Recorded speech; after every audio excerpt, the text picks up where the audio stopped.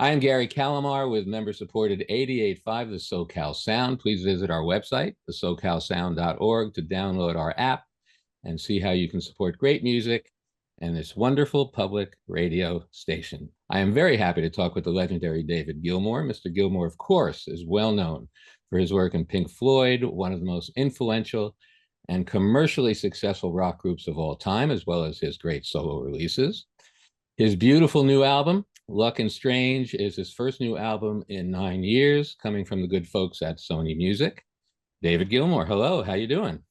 Hi, Gary. How are you? I'm doing pretty good. I'm doing pretty Got your good. dog properly locked up now? I've locked up my dog and we're ready to chat. Good. Where are you? I am in England, in the southern counties of England. I'm in the actual barn that I recorded part of this album in, and I do various things in. I have a nice red velvet backdrop, but the rest of the barn, well, I mean, I could take you can see up there all these ancient old beams and Wow. stuff. It's not a very good picture because Gotcha. there's no light up there. Yeah. Anyway, Anyway, well, good to that's it. see you. That's Good where I evening, am. I should say, instead of good morning. Yeah. As I said, this is your first new album of new material in a while, in 9 years. Yeah. Is this something you've been slowly working on all this time, or what sparked a new David Gilmour solo album? Well, I work all the time, I'm in and out of the studio. I'm jotting things down constantly. But after, I guess about 2 years ago, I started thinking this is, beginning to take shape on its own. Maybe now is the moment to push that imaginary button that gets these things moving. And I went with Polly, my wife, to a small house in London and set up one small room as a studio, tiny room, and Polly set up another room as a writing room, and we set to work pretty much 5 days a week, 9 to 5, working on getting this thing into shape. By about September last year, I think we were thinking it's time to start booking studios, musicians, producers, and we had to get on with that. I had a certain amount of difficulty in working out who to bring on board to help do the production.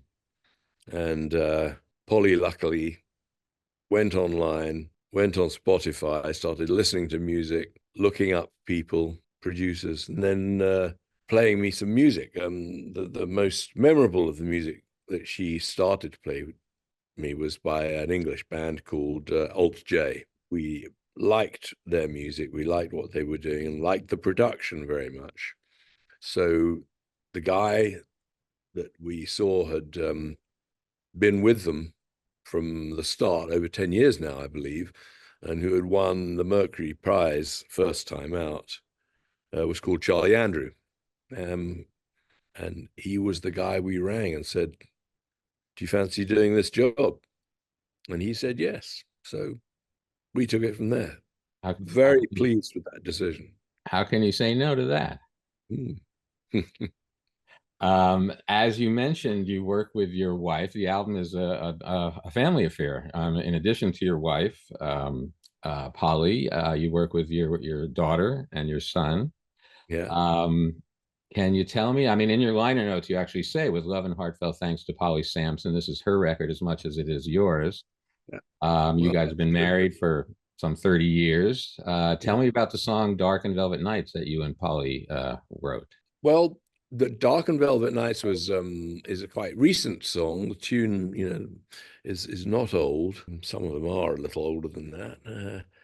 But yeah, this is one I wrote one day. It just an idea and a groove came to me, and I thought I'll put it down in the studio, see how it sounds. And it very, very quickly turned into something that I was feeling a bit of a thrill about, that you get sometimes. And I, had that impatience where I wanted to sing something on it straight away. I didn't have anything for it, no words. And lying on my desk was a poem that Polly had written for me for our anniversary. And it, in terms of scansion, etc., it seemed to almost fit. It was terrific. So, turned on the mic, gave it a sing, played it to Polly, who loved it. And yeah, just one of those serendipitous things where accidentally something comes together. Yeah, beautiful. That's a beautiful story there. Um, Also, you worked with your daughter, Romany. Romany, is that how you pronounce it? Romany. Romany. Romany Gilmour, the new single "Between Two Points," a fairly obscure cover song, as I Yeah. found in my research. Yeah. How did that song get chosen, and how was it working with your daughter? Well, yeah, well, the song is a song that someone, and I'm not 100% sure who, gave to Polly and me on a like a playlist cassette or something back in the late 90s, and that we've always rather loved as a song. So that whenever this particular playlist that we still have gets played in the kitchen or something, that song will eventually come on. And every time we love it. And we were listening to the playlist last year, I guess, and it came on, and Polly said, "Well, that's such a lovely song. Why don't you do a cover?" And again, set me off into the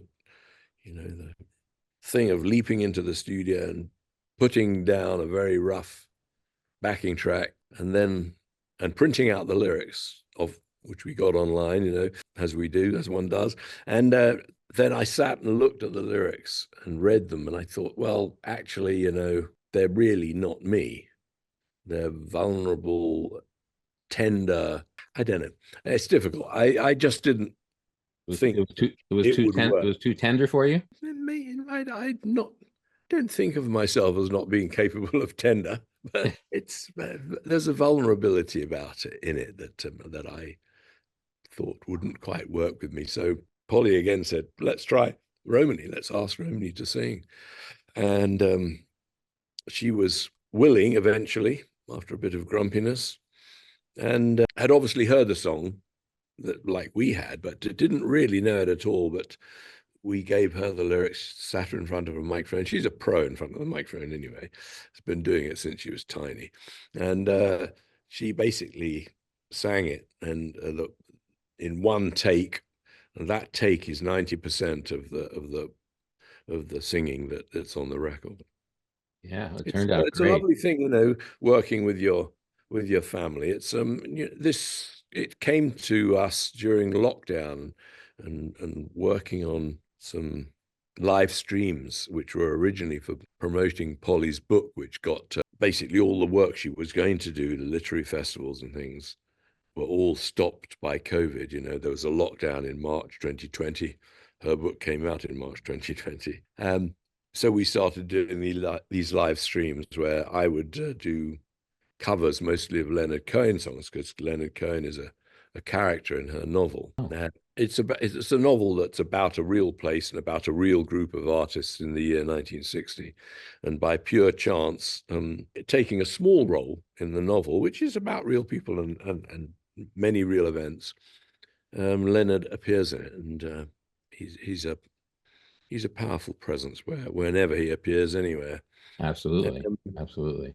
I think, and Romany, I would sing these Leonard Cohen songs, and that magic of family voices together or something.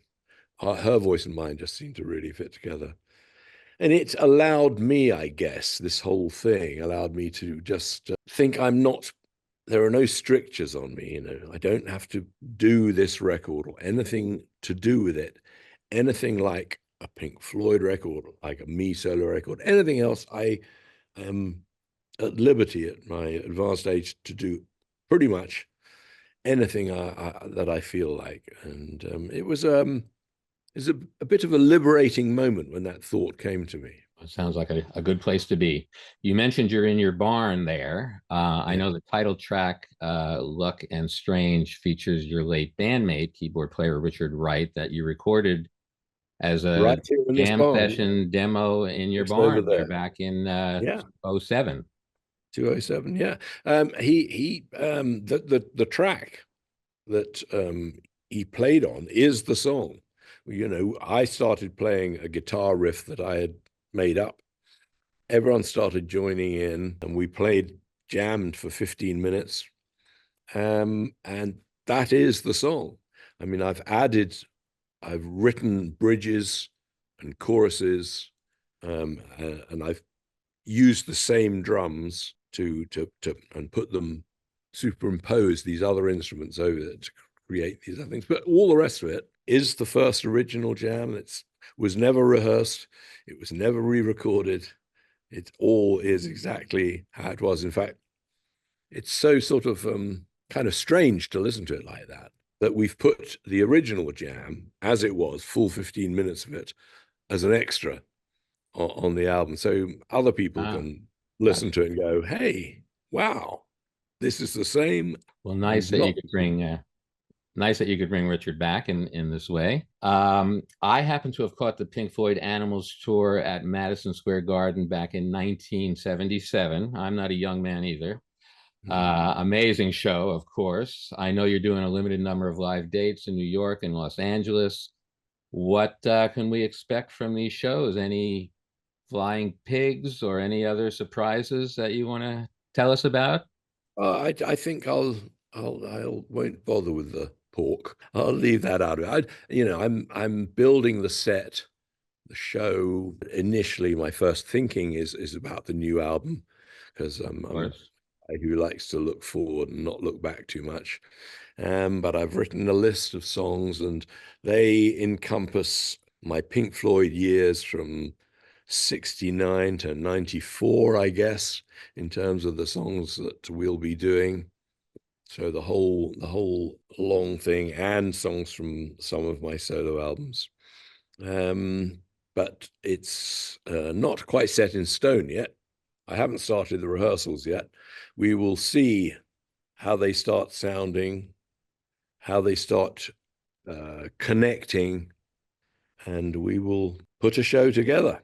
Yes. Um, I have Well, our lights man, Mark Brickman, putting together lighting and effects, and we have a couple of video films that we show on the circular screen. That screen will be there with us. And there's a new video for one of the new songs that will be showing up on that screen as well. So it's reasonably well formed, but what we do musically isn't set fast yet. gotcha. So I should mention the shows coming up here in Los Angeles.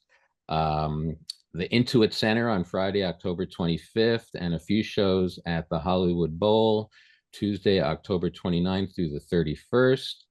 And it looks like you're playing Madison Square Garden on our United States election night. Hopefully, you'll have some good news to announce to the audience there. Well, it depends what you consider good news to be, but yeah, of course, I'm praying and hoping that Kamala will come out on top in that little battle. I'm a Brit, so I'm not fully au fait with the American electoral systems, but I do know who I would like to win and who I would like not to win. Yes, well, I'm with you. Um, Thank you so much, David Gilmour. Again, congratulations on the beautiful new album, Luck and Strange, and the upcoming shows. All of us here at the SoCal Sound wish the very best to you and yours. Big thanks also to the good folks at Sony Music for setting this up. I am Gary Calamar with the SoCal Sound and the SoCalSound.org, and David Gilmour. Keep up the great work. Very nice to Thank talk. you. See you in a couple of months. Yeah.